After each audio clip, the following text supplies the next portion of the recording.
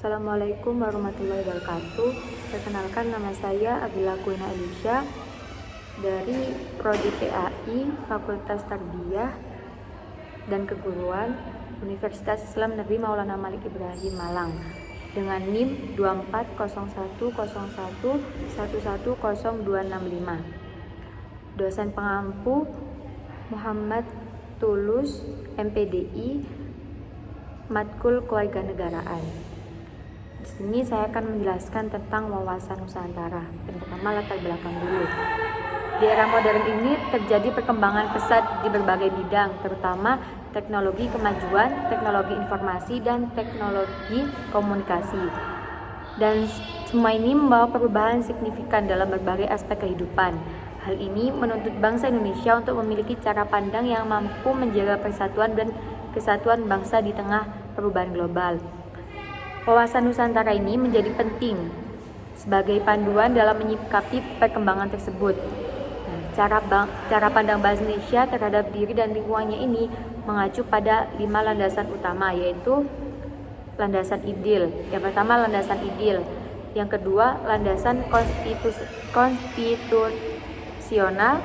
Yang ketiga, landasan visional. Yang keempat, landasan konseptual. Yang kelima, landasan operasional. Yang terakhir landasan operasional. Nah, wawasan Nusantara itu bertujuan agar bangsa Indonesia ini tetap kokoh dalam menjaga keutuhan wilayah, ideologi, dan jati diri bangsa dalam menghadapi tantangan zaman. Nah, di sini rumusan masalahnya apa saja? Yang pertama, yaitu tadi ya, latar belakang wawasan Nusantara. Apa sih wawasan Nusantara itu?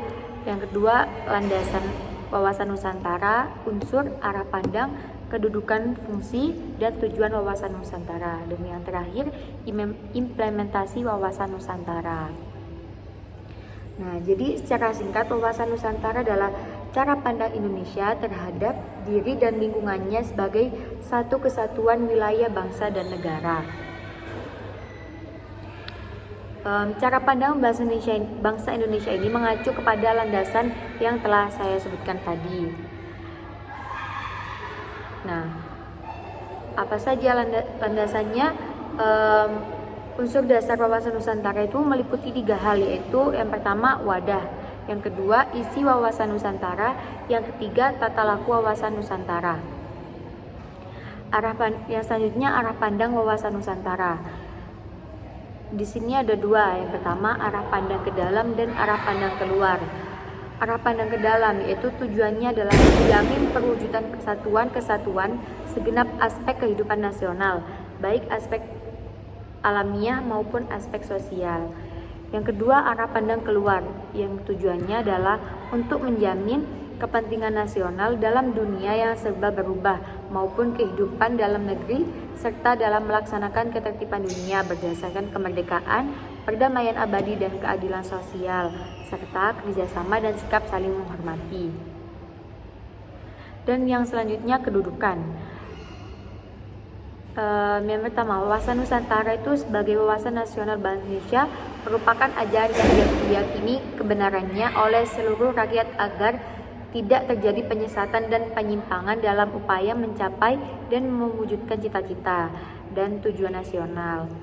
Dengan demikian, WANUS menjadi landasan visional dalam menyelenggarakan kehidupan nasional. Kedua, WANUS dalam paradigma nasional dapat dilihat dari stratifikasinya sebagai berikut, yaitu A. Pancasila sebagai falsafah, ideologi bangsa dan negara yang berkedudukan sebagai landasan ideal. Yang B. UUD 1945 sebagai landasan konstitusi negara berkedudukan sebagai landasan konstitusional. Yang C. WANUS sebagai visi nasional berkedudukan sebagai landasan visional. Nah, cara implementasi wawasan Nusantara ini cara menerapkan atau mewujudkan pandangan tentang pentingnya persatuan dan kesatuan bangsa Indonesia dalam kehidupan sehari-hari. Nah, bagaimana kita menerapkan Cara pandang ini dalam kehidupan sehari-hari itu bisa dilihat dari beberapa bidang. Yang pertama dalam kehidupan berbangsa dan bernegara. Contohnya tuh menjaga persatuan dan kesatuan bangsa, menghormati perbedaan suku, budaya, atau agama yang lain, agama yang berbeda-beda. Yang ketiga, tidak bersikap rasis atau memecah belah. Dalam bidang politik, contohnya ikut serta pemilu, mendukung pemerintahan yang sah, jadi harus adil, jadi gak boleh kayak golput gitu, dan tidak mudah terprovokasi hoaks-hoaks yang beredar. Yang ketiga dalam bidang ekonomi, yaitu contohnya mengutamakan produk lokal, jadi kita tuh mengutamakan produk yang lokal, jadi dalam negeri, bukan yang luar negeri gitu. Mau beli-beli, mau menggunakan itu kita lebih mendahulukan yang produk lokal. Dan menjaga kekayaan alam Indonesia untuk kemakmuran bersama, dengan menjaganya, melestarikan budaya-budaya dan sumber-sumber alam yang sumber daya manusia yang ada tuh.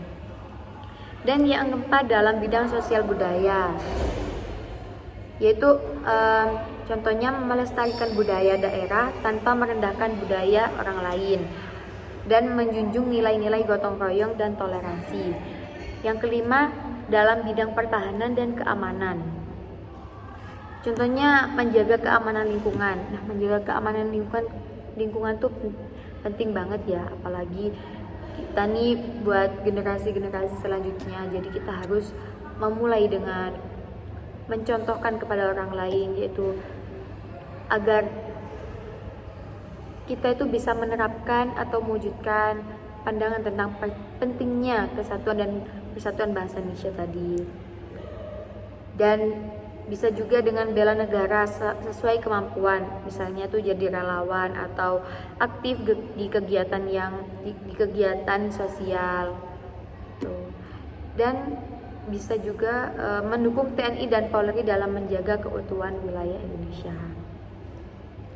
Jadi kesimpulannya, wawasan Nusantara adalah cara pandang bangsa Indonesia terhadap diri dan wilayahnya sebagai satu kesatuan, yang tujuannya adalah untuk menjaga persatuan dan keutuhan negara Kesatuan Republik Indonesia. Nah, dengan menerapkan wawasan ini dalam kehidupan sehari-hari, kita bisa ikut menjaga Indonesia agar tetap damai, kuat, dan bersatu meskipun kita itu beda-beda suku, beda-beda agama, beda-beda ras gitu. Sekian penjelasan dan kesimpulan wawasan Nusantara dari saya. Kurang lebihnya mohon maaf. Wassalamualaikum warahmatullahi wabarakatuh.